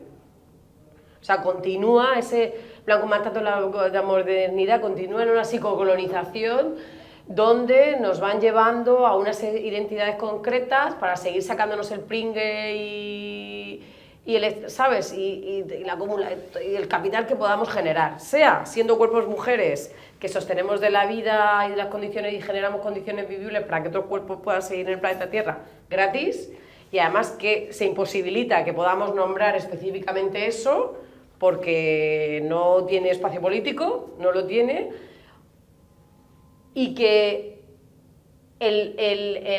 no sé, que a mí me parece fascinante, o sea, es algo como que no puedo llegar a entender cómo al día de hoy no es evidente que se asumen un montón de trabajos en condiciones de psicoesclavitud en contextos democráticos. O sea, hay algo ahí como que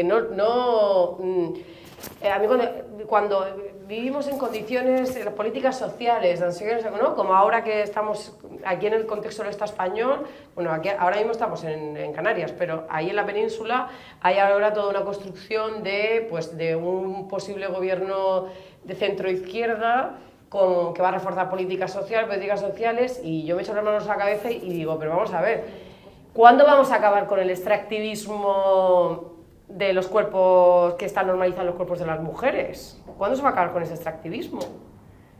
¿Cuándo se va a acabar con esta psicoesclavitud que nos coloca en un lugar devaluado sistémicamente en contextos democráticos, ¿no? Porque ahora la psicoesclavitud es más sofisticada.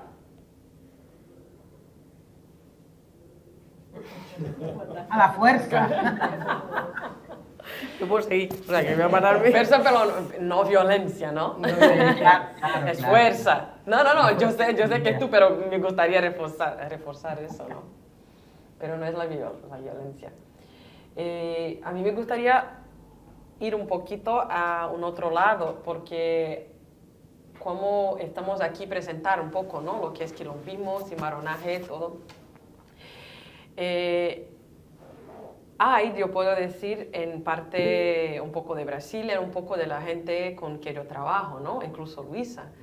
Hay mucha gente, no mucha gente, pero hay iniciativas ahí que ya están a pensar otra manera o plantear otras maneras de financiar arte o de financiar proyectos que no sea a partir del acúmulo, ¿no? Hay otras maneras como de pensar la historia misma, otra manera de pensar como yo presenté un poco aquí, ¿no? Lo que estaba haciendo pasar en la residencia o ciertos museos que están generando y abriendo espacios para incorporar o para compartir otra manera, o como yo dije, a JKV.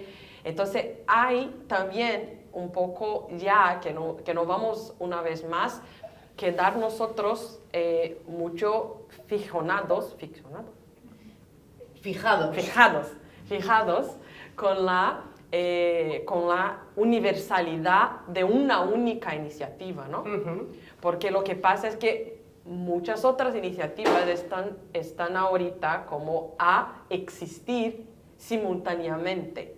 En el mismo, como la resistencia, ¿no? Entonces a mí me gustaría solamente lembrar de eso y poner una vez más para que darnos un poco más con la sensación de que también estamos a caminar, porque no podemos olvidar que todo eso que estamos un poco a narrar se pasa en un espacio-tiempo de 500 años.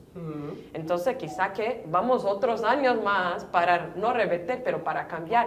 El cambio siempre estuviera mucho adentro en los mismos 500 años que estamos a hablar. Estaba. Que fue borrado a una cosa u otra, que la narrativa se cambió, pero todavía que sigue hoy día estamos muchos de nosotros, yo creo, a trabajar y a hacer cosas que están desde allá cambiando, ¿no? Sí, entiendo. ¿Tienes una pregunta? Bueno, a ver, esa estructura de funcionamiento que estoy yo interpretando, Sí. ¿tiene algún nombre? ¿Puede llamarse comunismo libertario? ¿Puede llamarse anarquismo? No. Estamos hablando de horizontalidad, una de las bases. Nos puede contestar Daniel, que sabe No, que... pero no es, yo puedo decir que no. Yo creo que no. Pero que... Igual que si me puedes explicar, Camila, Miroslava, cuáles son las relaciones de poder que se establecían tanto en los palenques como en los quilombos, ¿no? Y en el caso de Miroslava, que planteaba que existía una reina, ¿cuánto poder podía tener esas figuras? Si era un elemento más simbólico o no. Un poco los últimos estudios que ha habido sobre los nativos norteamericanos, todas esas jerarquías del jefe y tal, era una cuestión relativamente simbólica, ¿no? Parece ser que lo podían simplemente despedir al día siguiente si la colectividad decía, mira, este está diciendo tonterías, y no había que hacerle caso ni siquiera a lo que decía, ¿no? Sino que tenía una cierta autoridad simbólica. Entonces, no sé si en los quilombos y en los palenques sucedía lo mismo, si había verdaderamente esa horizontalidad o no. Yo no entré... Sí, perdón. Y bueno, es verdad que hay algo, por lo menos esto Carlos Taibo lo decía respecto de todo el movimiento anarquista que hubo en Sudamérica, ¿no? Sobre todo el tema de los magonistas en México, ¿no? Que de alguna manera hicieron digamos, una especie de hibridación entre las cuestiones que venían de una tradición ya fuera de un cimarronaje, de la gente que escapaba de la esclavitud y se autoorganizaba, y también con las culturas originarias de Abya Yala, ¿no? Entonces, bueno, no lo sé, igual no está tan lejos, pero sin ponerle, hay que tener cuidado simplemente de no ponerle lo que es un movimiento básicamente europeo y tal, y superponerle una situación que nada tiene que ver. Pero sí que es verdad que hubo ciertas mixturas ahí, digamos, ideológicas. Inspiraciones, no es mistura, pero son inspiraciones, es un poco como el ITAN, lo que yo hablé. Si te escuchas una narrativa, si te escuchas algo que alguien hizo, que se logró, o mismo que no se logró, es un aprendizaje, ¿no? Es una inspiración ahí para hacer lo mismo, para copiar, es seguir o para cambiar, ahí lo tiene. A ver, la lectura es simplemente Sí, ¿no? quizá la contraria,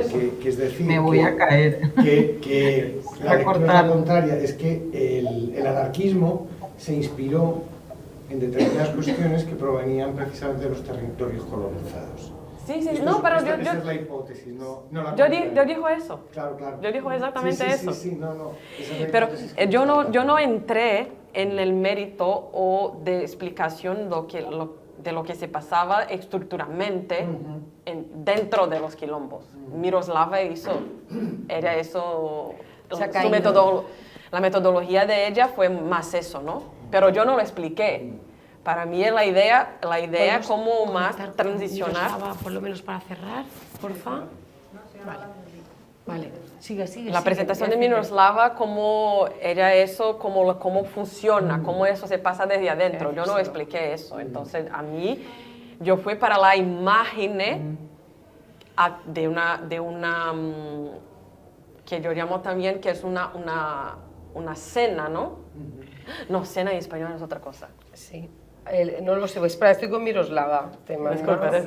Mandamos el link. Un escenario. Una escena, sí. Es Un escenario del significado como de la actualización de una imagen histórica, pero no cómo se vivían adentro, porque cómo vivían adentro en Brasil, en verdad, que yo lo sé, pero no voy a decir como todo para no quedar muy... porque sería muy distinto. Cada uno, al norte, al nordeste, al sur, los quilombos se movían de maneras se organizaban de manera muy distinta. Porque imagina eso, serían gente de toda la África, de personas distintas, lidiando día a día con amos distintos. Porque la coroa no es que es central así como imaginamos. Entonces, si tú estabas metido ahí adentro a la floresta y tal, ¿cuánto tiempo? Entonces tenía quilombos con más de 2.000 personas, 20.000 personas. Es una ciudad, es una grande ciudad, y vivían ahí por 100 años. Y la gente no habla de eso. No habla que serían tan fuertes a negociar una sociedad por más de 100 años, con tanta gente. Entonces yo no hablé cómo la estructura funcionaba, ¿vale? Fuera más la imagen. Entonces en términos de estructura anarquista ahí, también tiene mucho que ver con los indígenas, que es muy interesante también, ¿no? Que también son muchos pueblos, que también tenían forma de organización que se cambian de acuerdo con el momento que vive. Se tiene una guerra o una pelea con otro grupo, que la estructura toda muda y después que se vuelve. Entonces hay una organicidad. Organización. No, orgánico, del orgánico, organicidad. Hay una organicidad que es muy más tranquila, que no es, tiene que ser así, tengo que haber eso como para siempre, no. Si está en una situación distinta, tú vas a manejar tu propio sentimiento, tu propia vida de una manera distinta. Pero eso es básico, ¿no? Si cambio de sitio tengo que comer otra cosa, porque si no hay bananas en Londres, que son buenas, que es un poco mi caso, ¿no? No voy a comer. No voy todos los días a comer una banana terrible. No, entonces un poco eso. Le pregunto a Miroslava sobre las relaciones de poder de los palenques. Sí, Miroslava, ¿En un minuto? ¿En un minuto? ¿Qué pasa en un minuto? Ah, que terminamos en un minuto, pueden ser dos, ¿no? ¿En 2 minutos? ¿Pueden ser dos? Daniel, que lo tenemos aquí, que no sé si lo has escuchado, bueno, más o menos, planteaba si en tu investigación sobre la organización interna de los palenques tienes claro cuáles eran las relaciones de poder, o sea, si el poder de la reina era un poder desde una autoritas, ¿cómo sería? ¿Como una autoritas cruel? No creo, ¿no? Porque la autoritas que nosotros tenemos incorporado incorpora la crueldad, Sí, la normalización de la crueldad. Pero la reina, o sea, si el perfil de la reina y el manejo que tenía del poder, si sabes cómo era, o si lo puedes describir. Bueno, lo que nosotros tenemos de esa organización interna nos viene a través de la tradición oral Congo. Y lo que nosotros vemos allí son personajes que se recrean en un drama o en un juego que nos va mostrando los diferentes personajes. Son más de 30 personajes, desde los gurumingue, que es los niños, las meninas, que eran las niñas, y la corte, que es la reina, la misé, que es la figura principal, la que retiene los cantos, las medicinas, el Juan de Dioso, que era el rey, pero es una figura menor. En el drama Congo el rey no es una figura tan importante, porque incluso ahora en los palenques en la actualidad, la reina es quien reúne a la comunidad, es como un poder comunitario que tiene la reina, no es un poder como el poder del conquistador, es diferente. El propósito de la reina es proteger al palenque, abrazar al palenque, curar las heridas de los que vienen de la lucha contra del pillaje. Así que el poder que ella detenta, por ejemplo, una de las dramatizaciones del juego Congo es la traición del pajarito. El pajarito es el hijo de la reina y el rey, es como el príncipe, digamos que es como una especie de Hermes, porque generalmente es un Congo, es un hombre pequeño, un niño, que en la cultura se le ponen plumas y es muy rápido y era el que llevaba mensajes culturalmente entre los palenques, incluso era un emisario ante los españoles. Entonces se narra mucho en la traición, que él, vencido por la avaricia, traiciona al palenque y revela su ubicación. Esa es una de las dramatizaciones que se hace. Entonces la reina lo perdona. En algunas dramatizaciones lo manda a matar. Entonces, Los gitanos son exactamente así. Tienen entonces finales distintos.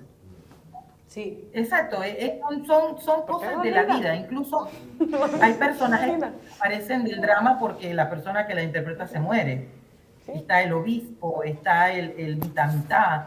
Entonces, la reina no es una autoridad, no es una autoridad como la de los españoles. Hay otros personajes, está el diablo que aparece solamente en un periodo de tiempo y que viene a corretear a los congos. Es todo. Uy. En Panamá, el periodo para ver estas dramatizaciones y poder experimentarlas es en el periodo de carnavales, que es generalmente en febrero. Les invito a todos a que vengan a verlo y a vivirlo. Pero el Palenque es más que todo una organización de sobrevivencia comunitaria que no puede replicar las estructuras de poder de las que están huyendo. Claro. Pues voy a ver si alguien tiene alguna preguntita más de estos públicos hermosos que tenemos aquí. ¿Alguna pregunta? ¿No? Pues si queréis, lo dejamos aquí. ¿Queréis cerrar, Miroslava, Camila, queréis cerrar compartiendo algo aquí con todas nosotras? Miroslava. Miroslava, ¿te apetece cerrar compartiendo algo? Sí, yo les quiero invitar. Hay un documental que se llama Cimarronas en Panamá, del cineasta Toshi Sakai y Sheila Walker. Si hay una oportunidad de que lo puedan ver, es fantástico. Narra todo esto que les he dicho con mucha más academia. Y también los quiero invitar a escuchar la música que estoy haciendo a partir de las tonadas tradicionales. Se llama Afrodisíaco, de la combinación de las palabras afro y paraíso, y sobre todo por esa sensualidad que necesita el cimarrón para vivir, estar pendiente de sus sentidos. Y esta música contiene las claves de tambor originales, congo terrible, cachimba, corrido, y pueden encontrar la música en Spotify. Perfecto. Muchísimas gracias, Miroslava. Camila. Yo digo solamente gracias a todos que quedaron aquí con nosotros. Gracias, Luisa. Gracias, Estefania. Gracias a todo el mundo. Seguimos. Esperamos, sí. Seguimos. O sea, paramos aquí y seguiremos. Seguiremos. Muchas gracias, Miroslava. Gracias. Muchas gracias, Estefanía. Muchas gracias, Camila.